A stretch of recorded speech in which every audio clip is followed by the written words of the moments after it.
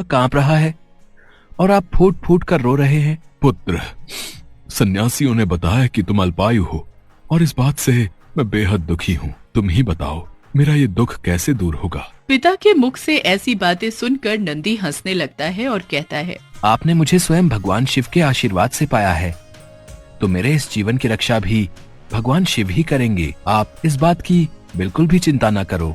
फिर अगले दिन नंदी अपने पिता से आज्ञा लेकर महादेव की तपस्या करने के लिए भुवन नदी पर चले गए और वहां पहुंचकर वो नदी किनारे बैठकर शिव जी की कठोर तपस्या करने लगे।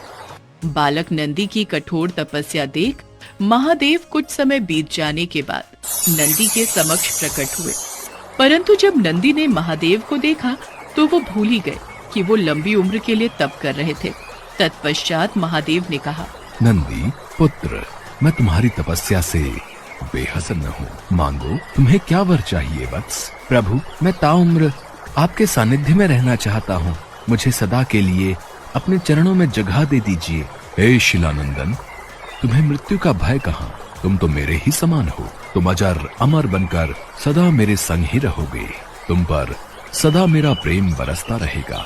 मेरी कृपा से तुम पर जन्म मृत्यु अपना प्रभाव नहीं डाल सकेंगे। तत्पश्चात शिवजी ने पार्वती माता से कहा, हे देवी, मैं नंदी का अभिषेक करके इसे गणाध्यक्ष बनाना चाहता हूँ। इस विषय में आपकी क्या राय है?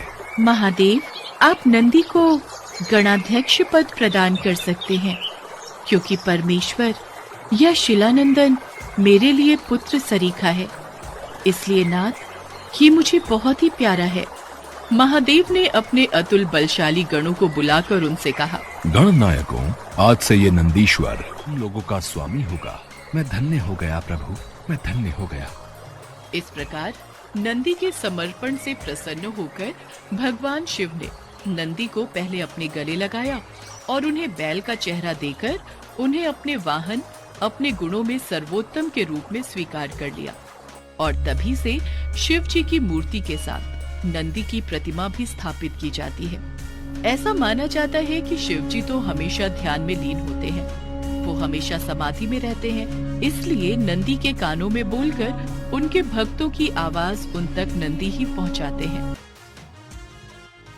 एक समय की बात है, भानुपुर नामक गांव में शंभू नाम का एक किसान रहता था। शंभू भगवान शिव का बहुत बड़ा भक्त था। रोजाना सुबह उठकर भगवान शिव के मंदिर में जाना और शिव जी की मूर्ति के साथ शिवलिंग की पूजा करना उसका नियम था। शंभू के पास मोती नाम का एक पालतू बैल था, जिससे अपने खेत में हल जोतता था।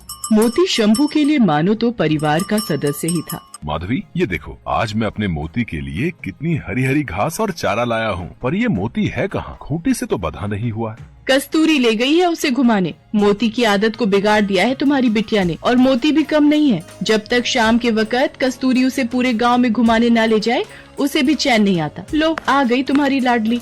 बापू, मोती को बहुत जोरों की भूख लगी है, आप क्या लाए हो? ये देख, मैं अपने मोती के लिए हरी हरी घास, पेड़ पौधों की टहनियाँ और सूखा चारा लाया हूँ। ये ले मोती बेटा, आराम से खा। मोती चारा खाकर कितना खुश हो रहा है माँ बापू। मेरा बच्चा, मेरा मोती, ये तो हम सबकी जान है। मोती बैल शंभू और उसके परिवार का लाडला था। मोती खेतों को जोतने में शंभू की बहुत सहायता करता था। लगभग सारा काम खेतों का शंभू मोती की सहायता से निपटा लेता था। कुछ गांव के लोग